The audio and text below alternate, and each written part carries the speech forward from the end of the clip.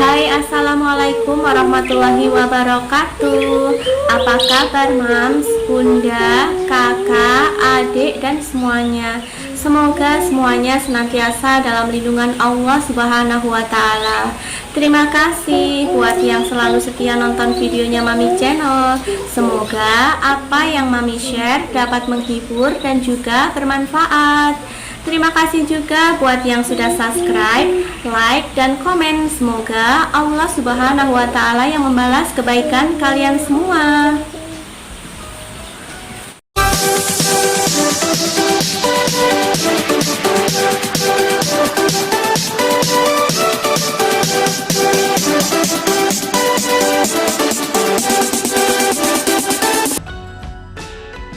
Hidup yang kita jalani akan terasa lebih indah jika dihadapinya dengan rasa bijaksana, dijalani dengan penuh rasa ikhlas, dibingkai dengan rasa kesabaran, disampul dengan banyak kebaikan, dan dibaluti hati yang penuh dengan kasih sayang. Apa kabar mams dan teman-teman semuanya? Semoga semuanya baik-baik saja ya. Dan alhamdulillah kabar mami juga baik-baik saja dan sehat tentunya. Di kesempatan kali ini Mami kembali lagi dengan video yang bertemakan Share Me atau sharing bareng Mami. Sharingnya ala ibu rumah tangga biasa yang ingin berbagi cerita sederhana dan ingin membuat keluarga bahagia di dunia sampai surga. Amin ya robbal alamin. Oke mams dan juga teman-teman semuanya, pada video Share Me kali ini Mami akan membahas video yang bertemakan penyebab hutang yang tak kunjung lunas. Nah, karena banyak juga yang DM di Instagramnya Mami maupun ada juga yang komen di YouTube ya mam. Dan kebanyakan dari mereka merasa bahwa gajinya itu tidak cukup setelah mengambil pinjaman maupun cicilan motor, hutang di bank, angsuran, dan sebagainya. Nah, bisa jadi karena 3 hal sepele berikut ini yang menyebabkan hutang tak kunjung lunas. Nah, buat mams dan juga teman-teman yang sudah terlanjur mengambil pinjaman maupun yang belum mengambil pinjaman, bisa menyimak video ini sampai habis ya. Siapa tahu dapat bermanfaat buat kalian semua. Nah, jadi di sini penyebabnya yang pertama itu adalah kebiasaan atau pola pikir. Mengapa menjadi sebuah kebiasaan? Karena kalau berhutang dilakukan secara berulang-ulang, lama-kelamaan akan terbiasa dan menjadi sebuah kenyamanan dengan berhutang. Nah, karena pola pikir juga, misalnya seperti ini, kalau tidak berhutang tidak akan bisa memiliki sesuatu. Nah, pola pikir seperti itulah yang membuat kita itu merasa nyaman dengan berhutang. Nah, mulai saat ini kita harus bisa merubah pola pikir bahwa kita pasti bisa memiliki sesuatu dengan cara menabung ataupun berinvestasi. Selanjutnya, penyebab yang kedua bisa jadi karena tidak bisa mengenali sifat-sifat hutang. Nah, hutang sendiri itu tidak selamanya bersifat buruk ya mam. Karena ada pula hutang yang bersifat baik. Nah, di sini Mami kasih contoh, misalnya untuk modal usaha, untuk dana atau biaya pendidikan, untuk berinvestasi ataupun memiliki hunian atau rumah ya mam. Dan masih banyak lagi yang lainnya. Intinya itu dapat digunakan untuk menunjang pekerjaan ataupun digunakan karena memang itu adalah kebutuhan. Sedangkan hutang yang harus dijauhi adalah hutang yang memiliki sifat buruk. Di sini Mami kasih contoh, misalnya hutang untuk membeli gadget baru, kendaraan baru, membeli pakaian, aksesoris, kartu kredit, dan untuk liburan. Nah, beberapa hal di atas perlu mams dan juga teman-teman perhatikan ya sebelum memutuskan untuk mengambil pinjaman. Dan penyebab yang ketiga ini yang seringkali diabaikan oleh teman-teman sebelum mengambil pinjaman. Seringkali kita itu mengambil pinjaman hanya mengikuti keinginan saja tanpa menganalisa berapa sih pendapatan kita setiap bulan atau berapa sih gaji kita setiap bulan.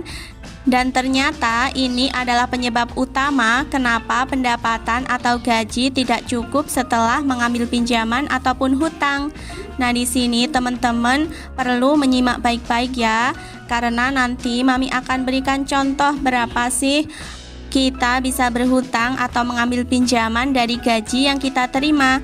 Nah, di sini Mami kasih contoh mulai dari gaji 1 juta sampai gaji 4 juta ya, Mam. Dan untuk gaji 1 juta kita bisa mengambil pinjaman atau hutang sebesar 10-15% dari gaji yang kita terima ya, Mam.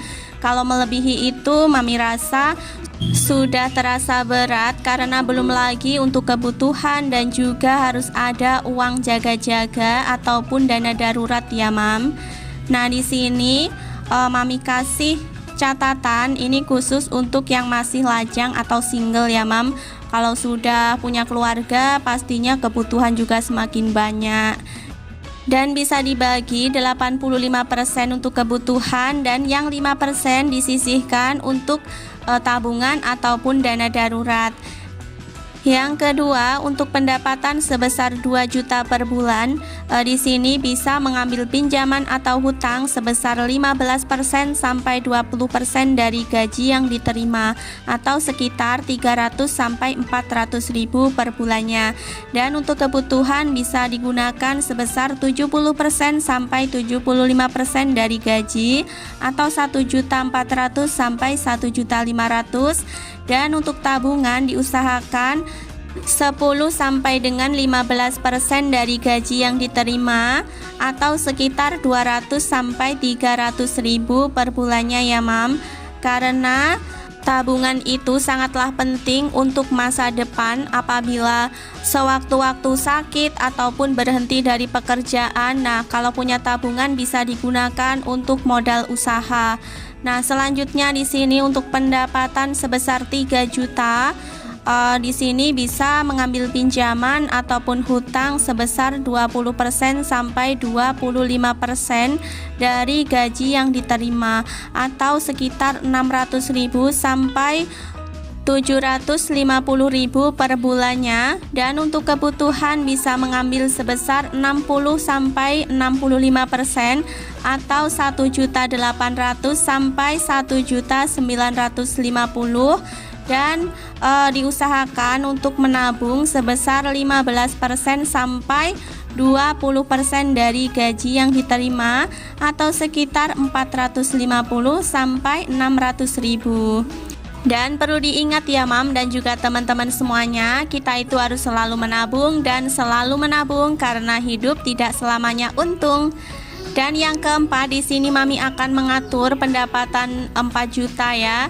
Untuk hutang atau pinjaman itu jangan sampai melebihi 25% sampai 30% dari gaji yang kita terima atau sekitar 1 juta sampai 1.200.000 untuk membayar kewajiban atau pinjaman per bulannya ya, Mam. Dan untuk kebutuhan bisa menggunakan 45% atau 55% dari pendapatan yang kita terima atau sebesar 1.800.000 sampai 2.200.000. Dan jangan lupa pula untuk selalu menabung ya. Di sini bisa menabung sebanyak 20 sampai 25% atau sekitar 800.000 sampai 1 juta.